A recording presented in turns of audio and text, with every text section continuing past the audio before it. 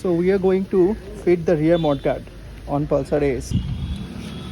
So that's how we are going to do it. Inside support.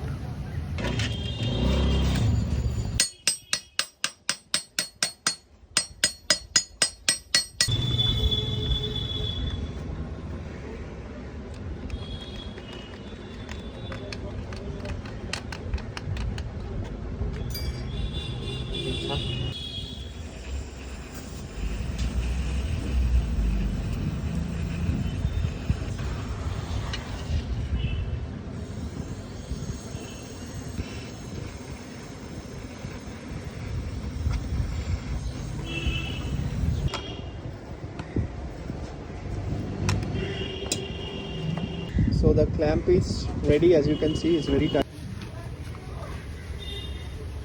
So it is ready.